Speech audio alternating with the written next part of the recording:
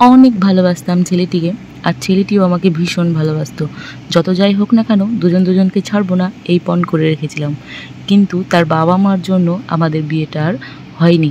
এমনকি বিয়ে হবে বলে সে অনেকগুলো বিয়ে রিজেক্ট করে দিয়েছিল। তার মা বাবা জোর করে তাকে নিয়ে গিয়েছিল মেয়ে দেখাতে, সে দেখেনি।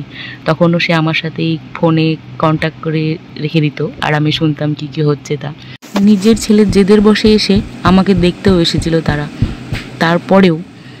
তারপরেও কিভাবে আমাদের আর বিয়ে হয়নি সেই গল্পটাই আজকে তোমাদের শোনাবো। তো চলো, নমস্কার, আমি স্মৃতি। আশা করি সবাই ভালো আছেন, আমিও ভালো আছি। বড়দের প্রণাম ও ছোটদের ভালোবাসা জানিয়ে আমি আমার ব্লগটি শুরু করছি। আশা করি ভালো লাগবে।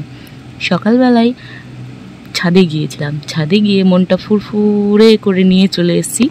আর তোমাদেরকে কি গল্প বলবো সেটাও আজকে ভেবে নিয়েছি। তো চলো আমি স্টার্ট করি আমার সংসারের সমস্ত কাজকর্ম, সাথে সাথে তোমাদের সাথেও গল্প। তো রান্না বসিয়ে দিয়েছি আর এদিকে বাসনও মাজতে শুরু করে দিয়েছি। এই করতে করতেই চলো তোমাদেরকে গল্পটা শোনাই, নইলে আবার সময় পাবো না। 10 মিনিটের ভিডিওতে কতটাই বা শোনানো যায় বলো। তো চলো শুরু করি। কি হয়েছিল, দুজন দুজনকে অনেক ভালোবাসতাম আমরা। তো তার ডিস্ট্রিক্ট আলাদা, আমার ডিস্ট্রিক্ট আলাদা, দুই ডিস্ট্রিক্টের আমাদের মানে কি বলবো প্রেম কাহিনী। তো দুজন দুজনকে ভালোবাসতাম, কখনো চোখে দেখিনি, ফোনেই কথা হতো। আর হ্যাঁ, তখন ছোট ফোন ছিল, তো সেই ফোনে ধরো টুকটাক হতো।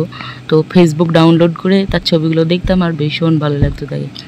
তো সেই থেকেই ধরো প্রেম, ফোনে কথা বলা এই যা। কিন্তু দুজন দুজনকে কিন্তু মানে চোখেই দেখিনি অরিজিনালি। তো কী হয়েছিল, সে তার বয়স খুব অল্প ছিল, 21 বছর। আর ওই ডিস্ট্রিক্টের মানুষেরা খুব অল্প বয়সেই ছেলেদের বিয়ে দিয়ে দেয়। আমাদের ডিস্ট্রিক্টের মতো নয়। আমাদের ডিস্ট্রিক্টটার নামটা বলে দিচ্ছি, মুর্শিদাবাদ। কিন্তু তার ডিস্ট্রিক্টের নামটা আমি বলতে পারবো না, পরে বলবো। গরম কেমন লাগছে? বটি দিয়ে তাড়া আসছে মাইতে গো, আই দেবো আমাকে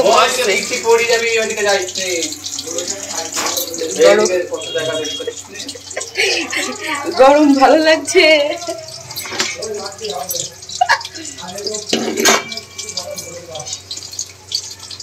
দিন মেঘলা মেঘলা, কিন্তু গরম। দেখলে আমাদের খুনসুটিটা এইরকমই চলে আমাদের বাড়িতে। হ্যাঁ, আর আমিও চাই এভাবে হাসিতে ঠাট্টাতে মজাতে আমার জীবনটা বিশেষ করে মানে কাটাতে, কিন্তু হয়ে ওঠে না। মানে কি বলবো, পারিপার্শ্বিক কারণে। অনেক কারণ আমি অনেক আগেই বলেছি, আরও কারণ অনেক জানতেও পারবে তোমরা। তো যাই হোক, আমাদেরটা স্টপে থাকুক, প্রেম কাহিনীটা স্টার্ট হোক। তো চলো শোনাই বাকিটুকু। তো দিয়ে কি হয়েছিল জানো তো, সে ছেলেটা ধরো বিয়ে করবে আমায় এ বলে ধরো কথাই দিয়েছিল আমাকে, যে শেষ অবধি কী হয়েছিল। তো ছেলেটা একদিন কান্না করতে লাগলো, মানে বিয়ের দেখাশোনা চলছে, তার মধ্যেই ধরো আমাকে ফোন করে কান্না করছে, দিয়ে বলছে যে জানো তো তোমাকে কিছুতেই মানে মানতে চাইছে না, তোমাকে আজে বাজে কথা বলছে, আর যেগুলো মানে আমি শুনতে পাচ্ছি না। আমার বাবা চাইছে না যে তোমার সাথে বিয়ে দিতে। আমার বাবার একটাই কথা যে তুমি বাদে যাকে চাইবে, কানা হোক খোড়া হোক, তার সাথেই বিয়ে দিবে। আমাদের মানে কি বলবো, এই ইন্ডিয়ান প্যারেন্টসদের একটা মানে আলাদাই একটা ডিমান্ড। এরা সব সময় মানে যে যাকে পছন্দ করে তাকে বাদ দিয়ে অন্য কারোর সাথেই বিয়ে ঠিক করে, আর দিতেও চায়। তো এটাই ধরো ওর ক্ষেত্রেও হয়েছিল। আর আমার কী হয়েছিল, আমার কোনো ব্যাপার ছিল না, আমার দিলেই হবে না দিলেও হবে, এরকম একটা ব্যাপার। তবুও ভালো লাগে তাকে, এই যা একসাথে থাকবো, স্বপ্ন আসা তো সবাই দেখে, কারই বা কত পূরণ হয়। তো আমাদেরও ধরো সেই রকমই হয়েছিল।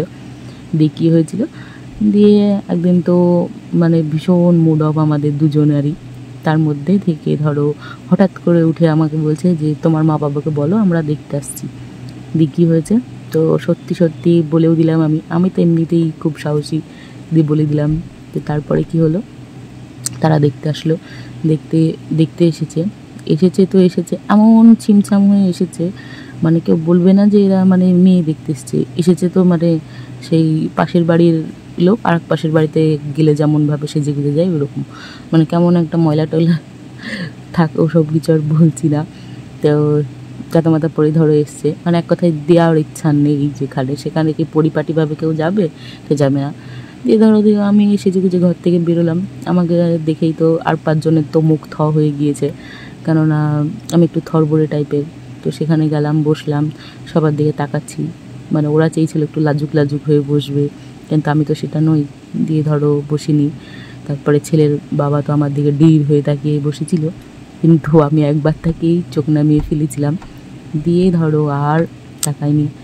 দিয়ে সব নাম টাম জিজ্ঞেস করলো, সইটই করলো, আমাদের দুজনকে পাশে দাঁড়িয়ে ছবিও তোলানোর পরে সেই ছবিগুলো কিন্তু ছেলেটাকে আর দেয়নি। মানে দুজনকে দেখে কেমন লাগবে না লাগবে সবারই তো দেখতে ইচ্ছে করে, আর আমরা তো কোনোদিনই দুজনকে দেখেই নি একসাথে, সেই দিনই প্রথম দেখা, তাও আবার দেখতে এসে। কি ভাগ্যের খেলা দেখো, সেই একবারই দেখা, ব্যাস। তো তারপরে তো দেখাশোনা করে আমাদেরকে ছবি টবি দুজনকে পাশে দাঁড় করে ছবি টবি তুলে নিয়ে গেল। সবার পছন্দ, শুধু ওর বাবার পছন্দ নয়। একটাই কারণ, মানে মেয়ে পড়াশোনা জানে কিন্তু চাকরি করে না, এটাই তার কারণ। কেননা উনি এত দূর থেকে কোনো মেয়ে নিয়ে যাবেন, তাও আবার কোনো চাকরিওয়ালা নয়। মানে ওনার ডিমান্ড ছিল যে মানে চাকরিওয়ালা মেয়ে দেখে মানে বিয়ে করে নিয়ে যাবে। সেটা কিন্তু শুধুমাত্র সে আমার ক্ষেত্রেই। ছেলের আবার অন্য জায়গায় বিয়ে দেয়, হ্যাঁ গল্পটায় আসছি, বিয়ে দেয়, কিন্তু তখন কিন্তু তিনি আর চাকরি করে কি না করে এসব কিন্তু আর দেখেনি, শুধুমাত্র আমার ক্ষেত্রে। নিজের ছেলেকে তো মাধ্যমিক পাশ করাতে গিয়ে ছাঁচড় খেয়েছে, কিন্তু নিজের ছেলের বউয়ের সময় মানে চাকরিওয়ালা নেবে এরকম একটা মানে ইয়ে রেখে ছেলেটাকে মানে বোঝাবে, বুঝতে পেরেছো তো? আর সেটাও বুঝে সেই গল্পটা আমায় দেয় যে এই ব্যাপার, আমার বাবা আমায় বলছে যে তোমায় যদি বিয়ে করতে হয় তাহলে চাকরি যদি থাকে তবেই বিয়ে দেবে, না হলে দেবে না, আর অত দূর থেকে বিয়ে করে নিয়ে আসবে, মেয়ে দেখতে ভালো না, তারপরে কেনই বা বিয়ে দেবে, এইসব কথা বললো। তো তারপরে ধরো আমি ভাবলাম যে ঠিক আছে, হবে না, যা হবে তা ভালোর জন্যই হবে। এইসব ভাবার পরে ধরো সেই কি আর মন মানে, তো কথা বলা বন্ধ করার পরেও তা সত্ত্বেও আমরা আবার কথা বলে একদিন দেখাও করতে যাই। দেখা করতে গিয়ে ওইটাই শেষ দেখা, আর আমাদের আর দেখা হয়নি। তারপরে এইদিকে আমার মা বাবাও আমার বিয়ে দিয়ে দেয়, আর তার পরবর্তী 2-3 মাস পরে তারও আবার বিয়ে হয়ে যায়। পরে ধরো সব জানতে পারলাম। আর এই গল্পটা একদম আমার খুব কাছের বান্ধবী পার্বতীর, আজকে ওর নামটা বলেই দিলাম। আর ছেলেটার নাম ছিল শিব। তো এই শিব পার্বতীর জুটির গল্প কেমন লেগেছে তোমাদের অবশ্যই জানিও। আর হ্যাঁ, এদের জুটির গল্প হয়তো আমার বলাটা ঠিক নয়, কারণ ও শুনতে পেলে হয়তো আমার বকবে। তো যাই হোক, আমি তোমাদেরকে গল্পটা শোনালাম, কেমন হয়েছে অবশ্যই জানিও। আর এইদিকে আমার বর দেখেছো তো, মশলা কষতে শুরু করেছে, ঘেমে নিয়ে একাকার। আর রান্নাঘরে ও আর আমি যুদ্ধ করছিলাম, ও একবার দেখছিল, আমি একবার দেখছিলাম। দিয়ে বললাম যে তুমিই করো মাছের কারিটা, আমি আর পাচ্ছি না। তো সব কিছু রেডি করে দিয়ে পাশেই দাঁড়িয়ে ওকে সাহায্য করছিলাম, আর ও ঠিকঠাক করে একদম কষছিল। তো কষে টষে সত্যি বলতে এমনিতে রান্না ভালোই পারে, খুব ভালো না বললে না আর রান্না করতে চাইবে না। ওই জন্য একটু বাড়িয়েই সুনাম করি, যাতে রান্না এক দিন খাওয়া হয়। কি বলো তো, রোজ নিজের হাতে রান্না করে খেতে না আর ভালো লাগে না। একদিন হয়তো অন্যকে একটু রান্না করে খাওয়ালো, আর অন্যকেও আবার কে খাওয়াবে, সেই একমাত্র ওই আছে। তো যাই হোক, আমাদের সংসারের এরকম টুকিটাকি খুঁটিনাটি খুনসুটি আমাদের হতেই থাকে। হ্যাঁ, তার বলে এমন ভেবো না আমাদের মধ্যে অগাধ পীড়িত। স্বামী স্ত্রীর সম্পর্ক ঝগড়ুটের সম্পর্কই হয়, পীড়িতের সম্পর্ক খুব কমই হয়। আমার একটু ধরো বেশি ঝগড়ুটি। ভেবেছিলাম প্রেম করে বিয়ে করব, দিয়ে বরকে আঙুলের ডগায় করে নাচাবো, এই ওঠ এই বস।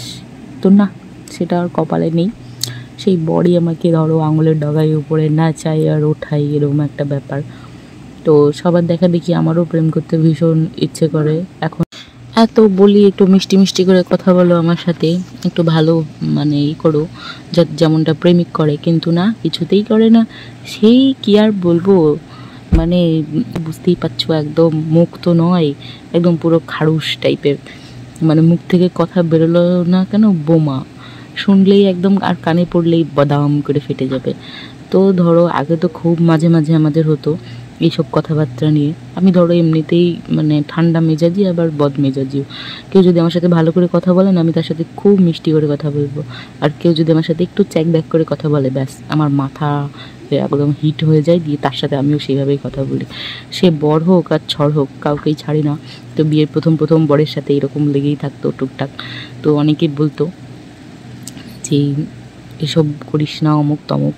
কিন্তু করিস না বললে কী হবে বলো তো, দুই বিপরীতমুখী মানুষ যখন এক জায়গায় থাকে না, তো তাদের মধ্যে এরকম টুকটাক হয়।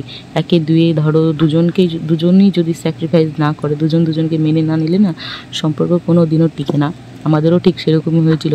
আর আমারও ডিভোর্সের গল্প তোমাদের আমি দিয়েছি। তো হতে হতে বেঁচে গিয়েছি, আবার হবে কিনা সামনে কে জানে। এই পাবলিকের ওপর আমার একটু ভরসা নেই, কেননা মানে কি বলবো, কখন যে কি বলে আর কখন যে কি করে। মাথায় ওর রাগও যেমন একদম কি বলবো খুবই, আমারও রাগ খুবই। তো তা সত্ত্বেও ধরো এখন অনেক কিছুই কমে গিয়েছে, এখন আপাতত ভালো আছি ভগবানের কৃপায়। তো যাই হোক, এদিকে আমার সংসারের কাজ প্রায় কমপ্লিট, ধোয়া মোছা। এবার চলো স্নান করতে যাব। আর স্নান সেরে একদম চলে এসেছি ঘরে। আর ঘরে এসেও উৎপাত লেগে গিয়েছে। যেদিন আমাকে এরা বাবা ছেলেতে মিলে জ্বালাবে, সেদিন জ্বালিয়েই যাবে আর মজা করেই যাবে আমার সাথে। সে আমি যতই রাগ করি না কেন আর যতই গালিগালাজ বলো, ঝগড়া করি না কেন, সে তারা আমাকে জ্বালাবি। এই যে পেছনে চলে এসছে, ওই যে গামছা পরে স্নান সেরে এসছে, এসে ধরো আমার পেছনে লেগেছে। আমি কি করছি না করছি দেখছি, আর একটা করে টোকা মারছে।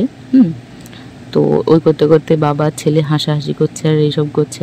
তো তা করতেই ধরো সে মানে হাসতে হাসতে আমার পেট ব্যথা, তবুও তোমাদের সামনে মানে কন্ট্রোল করে দাঁড়িয়েছিলাম ওখানে। তাই তা হাসি আমি কিছুতেই চেক করতে পারছিলাম না। আর এদিকে ভীষণ খিদেও পেয়েছে। সকালবেলায় ধরো মুড়ি খেয়েছিলাম, ওর সাথে কটা, আর কিছু খাইনি। আর ওই যে মাছ খেয়েছি, ব্যাস ওই কটাই, ওইটুকুই। খেয়ে দিয়ে ধরো স্নান টান সেরে এসেছি। আর এদিকে দেখাচ্ছিলাম আমাদের মানে কি বলবো, মোড়ল এত সাজুগুজু করতে ভালোবাসে। দেখেছই তো। দুজনেরই আমাদের বয়স হয়েছে, তো আমার থেকে ধরো অনেকটাই বড়। তো এই বয়সে এসেও নিজের কীভাবে যত্ন করে দেখলে তোমরাও পাগল হয়ে যাবে। মানে আমি বোধহয় মেয়ের হয়তো অতটা করে না যতটা ও করে। তো দেখলে কতটা ক্রিম মেখেছিল মুখে দিয়ে, ধরো ওইসবই বলছিলাম যে এখনও যত্ন করবো। আর আমি বোধহয় 18-19 বছর তো ওই ফেয়ার লাভলি মেখেই চালিয়েছি। তো তারপরে যখন জানলাম যে ত্বকে কী দিলে কি ভালো হয় না হয়, তারপর থেকে ধরো মাখতে শুরু করেছি। তো সে থেকেই ত্বকের যত্ন নিই, এই ধরো 3-4 বছর থেকে। যাই হোক বন্ধুরা, আমার ব্লগটা একদম শেষ পর্যায়ে চলে এসছে, আর তোমাদেরকে বোর করছি না।